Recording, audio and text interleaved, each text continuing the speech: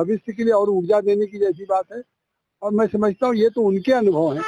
लेकिन आज जो बस्ती की प्रतिभाओं ने, चाहे स्टार्टअप में हो, संगीत के क्षेत्र में हो, अभिनय के क्षेत्र में हो, स्पोर्ट्स के क्षेत्र में हो, योगा के क्षेत्र में हो, बिजनेस के क्षेत्र में हो या अधिवक्ता हो, वो सभी लोगों को सम्मानित करके हम जो बस्ती की भविष्य की पीढ़ी है, उस पीढ़ी को हम एक रोल मॉडल के रूप में प्रस्तुत कर रहे हैं कि वो उनसे प्रेरणा लें कि उसी बस्ती के अगर उनके बुजुर्ग, उनसे वरिष्ठ लोग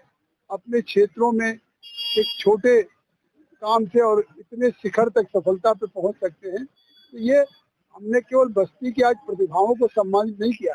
बल्कि बस्ती की भविष्य की प्रतिभाओं को और प्रेरित किया है कि वो बस्ती के इस माटी से पैदा होकर के और बस्ती की यश और कीर्ति को देश और दुनिया में पहुंचाने का काम करें।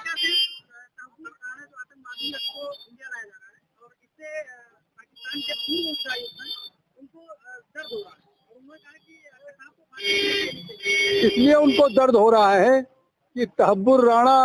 वो तमाम ऐसे राज खोलेगा कि जो उस 26/11 के मुंबई के मास्टरमाइंड के रूप में जो पाकिस्तान से बैठा हुआ, चाहे हाफिज सईद वहाँ घूम रहा है, चाहे लखवी हो, या जो लोग उस आतंकवाद की घटना के सूत्रधार हैं, ISI के लोग हैं या वहाँ के आर्मी से जुड़े हुए हैं, वो सब का पर्दाफाश होगा। और मैं तो कहता हूँ कि भारत के प्रधानमंत्री नरेंद्र मोदी जी की कितनी बड़ी कूटनीतिक सफलता है, कितनी बड़ी देश के लिए कि 16 वर्षों के बाद उन 175 बेगुनाह लोगों के हत्यारे को अमेरिका से निकाल करके भारत लाए हैं। और आज पहली बार ऐसा हुआ कि जो भारत से इस तरीके से आतंकवाद हो या कोई भगोड़ा हो, उसको प्रधानमंत्री लाए। अब न्याय मिलेगा 16 वर्षों के बाद, 2009 के बाद 16 वर्षों के बाद देश की जनता को इस बात का गर्व हुआ है कि प्रधानमंत्री उस आतंकी तहब्बुर राणा को आज भारत की धरती पे ला करके और यहाँ के कानून के सामने उसको उसके अंजाम तक, फांसी तक पहुँचाने का काम करेगी। पहले की सरकार ने व्यवस्था नहीं की थी कि जल्दी से न्याय मिल जाए। अब 2009 से 2014 तक सरकार थी,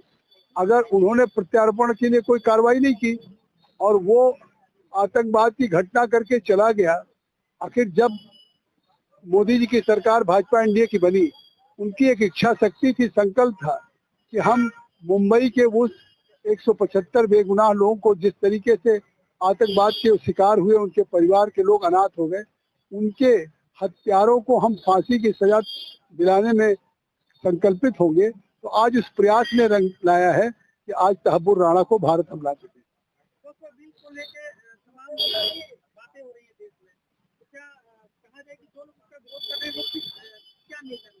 देखिए, उनको संविधान में विश्वास नहीं है। आज जिस तरह से पार्लियामेंट के दोनों सदनों में वो कानून पारित हुआ है और उसको लेकर के चाहे जम्मू कश्मीर में उस कानून की प्रतियों को फाड़ा जाए, ये असंवैधानिक है, अनकॉन्स्टिट्यूशनल है। और उनको भारत के संविधान में अगर विश्वास है तो सुप्रीम कोर्ट में याचिका दाखिल हुई है। ये कानून संविधान सम्मत है, विधि सम्मत है। अब इसका फैसला सुप्रीम कोर्ट करेगा। लेकिन मुस्लिम को वोट बैंक की राजनीति समझने वाले लोग, चाहे ममता बनर्जी हो, स्टेट स्पॉन्सर्ड आज वहाँ पे प्रोटेस्ट हो रहा है। वक्फ बोर्ड का या वक्फ के संशोधन बिल का जो विरोध हो रहा है वेस्ट बंगाल में, कहीं न कहीं राज्य सरकार द्वारा प्रायोजित है। वहाँ पे जिस तरह से मुर्शिदाबाद में हिंसा हुई, या आज चाहे अखिलेश का बयान हो, राहुल गांधी का बयान हो, तेजस्वी का बयान हो कि हम इसको कानून को लागू नहीं होने देंगे, तो वो साफ कर दिया श्री अमित शाह गृह मंत्री जी ने भारत की पार्लियामेंट में, ये दोनों सदनों से कानून पारित हो रहा है और ये भारत का लॉ ऑफ द लैंड है और इस कानून को भारत में पारित करेंगे।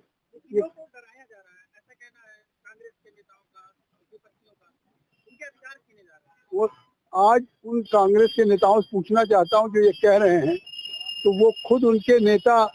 इमरान मसूद सांसद अजमेर शरीफ के सज्जादा नसरुद्दीन सिद्दीकी को दलाल और गालियां दे रहे हैं। ये कांग्रेस पार्टी के सांसद लोग मुस्लिम धर्मगुरुओं को अपमान कर रहे हैं, गालियां दे रहे हैं और उनके खिलाफ कोई कार्रवाई राहुल गांधी नहीं कर रहे हैं, चुप्पी साधे हुए हैं, अपमान वो कर रहे हैं। और आज अमित शाह जी ने साफ कह दिया था सदन में हस्तक्षेप करते हुए कि देश में हमने सीए पास किया, क्या किसी मुसलमान की नागरिकता गई? हाँ, लेकिन रोहिंग्या या बांग्लादेशी होंगे उनको हम बाहर करेंगे। या जिस तरीके से उन्होंने कहा कि जो खानका मस्जिद इमाम बाड़ा है वो रहेगा, लेकिन जो गवर्नमेंट की लैंड है उसको वक्फ कर दे। सेक्शन 40 में किसी जमीन को वक्फ बोर्ड ने अगर वक्फ घोषित कर दिया है तो वो गवर्नमेंट की होगी।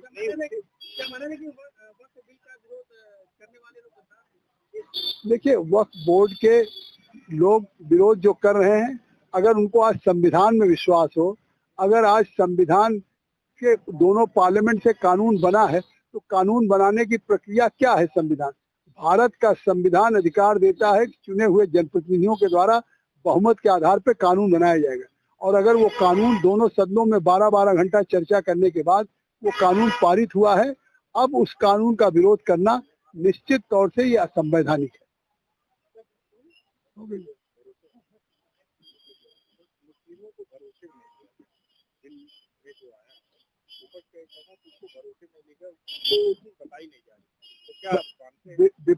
विपक्ष अगर ये आरोप लगा रहा है, आप पत्रकार हैं, जान रहे हैं ना कि अगर भरोसे में नहीं लेना होता तो 8 अगस्त को जब पहली बार लॉ मिनिस्टर ने और हमारे संसदीय कार्य मंत्री किरण